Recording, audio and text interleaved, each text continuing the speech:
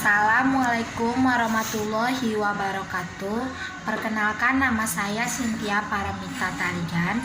Di sini saya akan menampilkan video pembelajaran tentang diksi.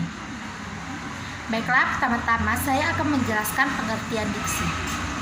Diksi adalah pilihan kata.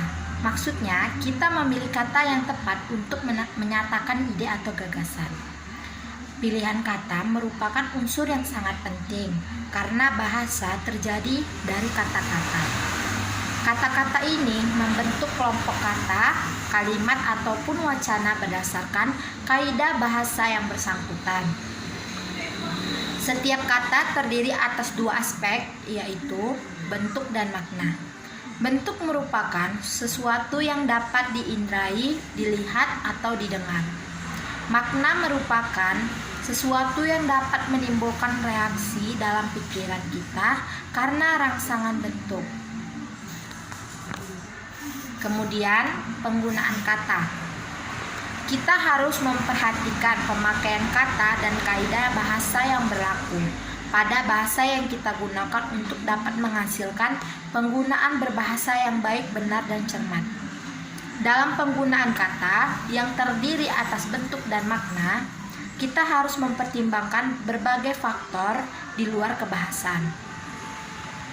Faktor tersebut sangat berpengaruh pada penggunaan kata karena kata merupakan tempat menampung ide atau gagasan. Berdasarkan hal tersebut, untuk menyatakan gagasan atau ide, kita memerlukan ketepatan kata yang mengandung gagasan atau ide yang kita sampaikan. Kesesuaian kata dengan situasi bicara dan kondisi pendengar dan pembaca. Ketetapan pilihan kata. Hal-hal yang harus diperhatikan dalam pemilihan atau penggunaan kata, yaitu yang pertama, kata yang bermakna denotatif dan konotatif. Kedua, kata yang bermakna sama dan hampir sama. Ketiga, kata yang umum dan kata khusus. Keempat, kata yang mengalami perubahan makna. Kelima, kata dengan ejaan yang mirip. Keenam, kata ciptaan sendiri. Ketujuh, kata ungkapan atau idiom. Kedelapan, kata yang singkat dan tak singkat. Pertama-tama saya akan menjelaskan apa itu kata yang bermakna denotatif dan bermakna konotatif. Makna denotatif adalah makna dalam alam wajar. Makna wajar ini adalah makna yang sesuai dengan apa yang adanya. Contohnya, kata makan. Dalam makna denotatif berarti memasukkan sesuatu ke dalam mulut, dikunyah dan ditelan. Kemudian makna konotatif adalah makna asosiatif, makna yang timbul sebagai akibat dan sikap sosial, sikap pribadi, dan kriteria tambahan yang dikenakan pada sebuah makna konseptual. Contohnya, kata makan dalam kata konotatif berarti untung atau pukul. Kemudian makna konotatif. Harus kita ketahui bahwa makna konotatif selalu berbeda dari zaman ke zaman, disesuaikan dengan kondisi dan situasi tertentu. Contohnya, rumah, yaitu gedung Wisma Graha. Penonton, pemirsa, pemerhati. Dibuat, dirakit, disulap, sesuai, harmonis. Tukang, ahli, juru. Pembantu, yaitu asisten. Bunting itu hamil, mengandung.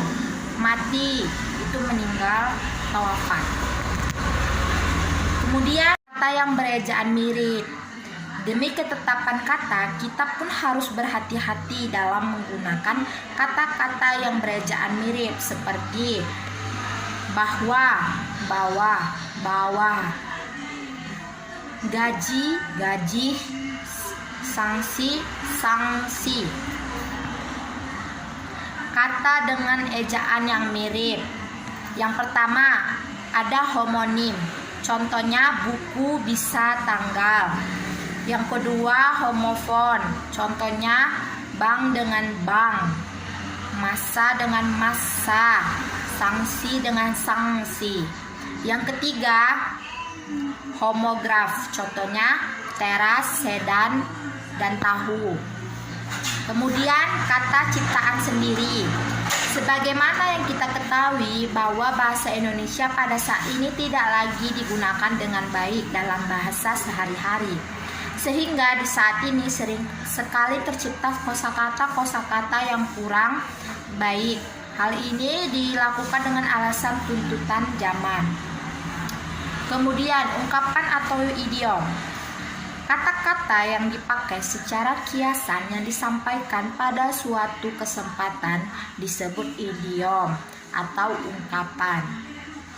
Semua bentuk idiom atau ungkapan tergolong dalam kata yang bermakna konotatif. Contohnya, keras kepala, panjang tangan, sakit hati, banting tulang. Yang kemudian, kata yang singkat atau kata tak singkat. Demi ketetapan pilihan kata, sebaiknya kita memilih kata atau ungkapan yang lebih singkat. Misalnya, membuat betul menjadi membetulkan, memberikan informasi menjadi menginformasikan. Kemudian, kesesuaian pilihan kata. Ada hal yang harus diperhatikan dalam penggunaan kesesuaian pilihan kata. Yang pertama, dalam situasi resmi kita gunakan kata-kata baku. Yang kedua, dalam situasi umum kita gunakan kata-kata umum. Ketiga, dalam situasi khusus kita gunakan kata-kata khusus. Keempat, kata-kata yang bersifat ilmiah tidak harus berbahasa asing.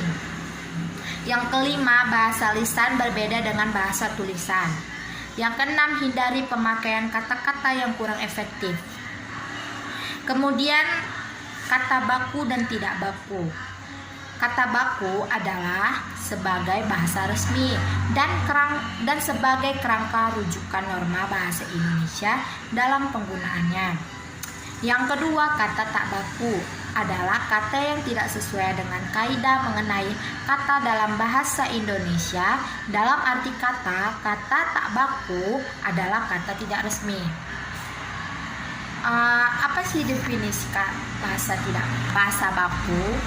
Suatu ragam penggunaan bahasa yang dilembagakan dan diakui oleh sebagian besar warga masyarakat pemakainya sebagai bahasa resmi. Ciri-cirinya adalah menurut Anton M.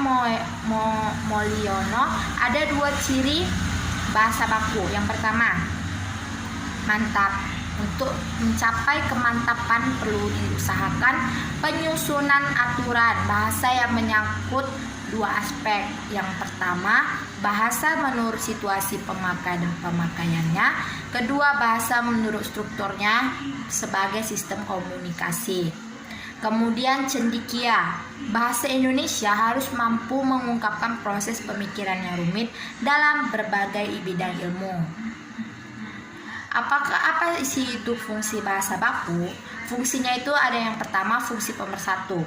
Karena bahasa merupakan wahana dan pengungkap kebudayaan nasional. Yang kedua, fungsi penanda kepribadian. Indonesia membedakan dirinya dengan menggunakan bahasa Indonesia sebagai identitas bangsa. Yang ketiga, fungsi penambah wibawa. Gengsi yang lekat pada bahasa Indonesia baku menambahkan wibawa pada setiap orang yang dapat menguasai bahasa dengan mahir. Keempat, fungsi kerangka acuan merupakan ukuran tentang tepat atau tak tepat pemakaian bahasa dalam situasi tertentu. Kemudian bahasa tidak baku. Apa sih itu definisinya? Definisi bahasa tidak baku adalah suatu ragam penggunaan bahasa yang tidak dilembagakan dan ditandai oleh ciri-ciri yang menyimpang dari aturan bahasa baku yang dipakai dalam situasi tidak resmi. Contoh-contoh bahasa baku dan bahasa tidak baku. Contohnya kemarin, bahasa tidak bakunya kemarin. Mengubah bahasa baku, tidak bakunya merubah. Kemudian pertanggungjawaban itu bahasa baku, kemudian tidak bakunya pertanggungjawab, spasi, beda spasi, dan lain-lain. Bisa dilihat contoh di atas. Kemudian kata ilmiah dan kata populer. Kata ilmiah adalah kata-kata yang biasa digunakan di lingkungan ilmiah dan dunia pendidikan pada umumnya. Kata populer adalah kata yang biasa digunakan di kalangan masyarakat pada umumnya. Contohnya sebagai berikut. Kata ilmiah, dampak kata populer artinya akibat, kendala, hambatan. Kemudian formasi, itu kata populernya susunan. Frustasi, kata populernya kecewa. Pasien, kata populernya orang sakit. Volume, kata populernya itu isi. Dan koma, kata populernya itu sekarat. Baiklah, sekian video pembelajaran saya tentang diksi. Semoga videonya dapat bermanfaat. Lebih kurangnya saya mohon maaf. Wassalamualaikum warahmatullahi wabarakatuh.